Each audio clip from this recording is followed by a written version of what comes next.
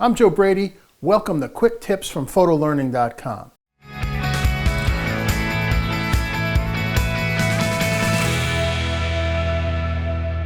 In about 3 minutes or less, these tutorials demonstrate a quick photo edit or a tool technique to help you improve your photos with Lightroom and Photoshop. Let's get started with today's quick tip tutorial. I've got another quick tip for you today, and this one's going to be in Photoshop. Now, this tool deserves a lot more depth, but I want to give you a quick version of it. If you want some more depth, take a look at some of my in-depth image editing courses. So this image has already had some basic edits done, but if you look at the composition, you can see, well, there's a little bit too much foreground. This is the subject. This is the star of the scene, and there's just a little bit too much height of the bottom. Now, I could crop it off. I could just bring up the crop tool and bring it up, but then I lose all this really cool brush here.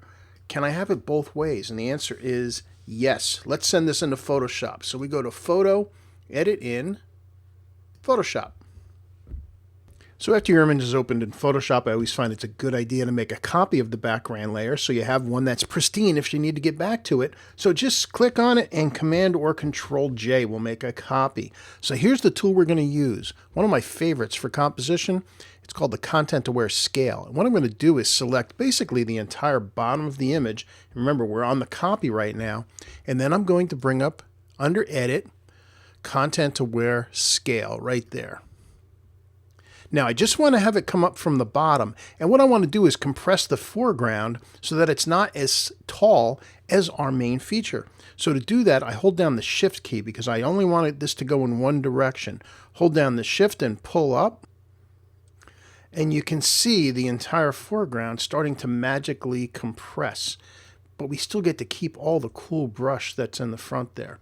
Now you want to be careful. You don't want to overdo it because it can start to look weird, but that much should be enough to give us the feel that we're after. So I just hit Enter and then Command or Control D to deselect that. Now if I hide the background, you can see there's our new composition. And now the foreground isn't so strong that it's overpowering our main subject here. So what I can do to crop this, just to make it easy, is Command or Control click on the icon of our new layer. That selects it all. Then come up to Image, Crop. And Photoshop will crop to whatever you have selected. Then I hit Command or Control S to save it, and it will send it right back into Lightroom, where we can make any final adjustments like a vignette. So here's our original image, and here's the one we just brought in from Photoshop with the compressed foreground. I think it has a much nice panoramic feel to it. I'm going to do one little final crop, bring a little of the sky down. Don't need quite so much on the left-hand side. Let's go to about here. Hit Enter, and that is looking great. And again, we started here, and we went to here, and you can see that now this formation is so much stronger. And we compress the foreground, all thanks to the Content Aware Scale tool in Photoshop. That's today's quick tip. Again, this is a little bit more of a complicated tool. I'd recommend you watch one of the in-depth videos to really learn how to use this, but I wanted to give you a taste of some of the magic from the Content Aware Scale tool. Thanks for watching. See you again soon. Bye-bye.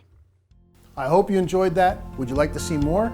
Sign up for Photo Friday, our free weekly newsletter. Visit PhotoLearning.com, scroll down on the homepage to subscribe. I look forward to visiting you again soon with another quick tip video.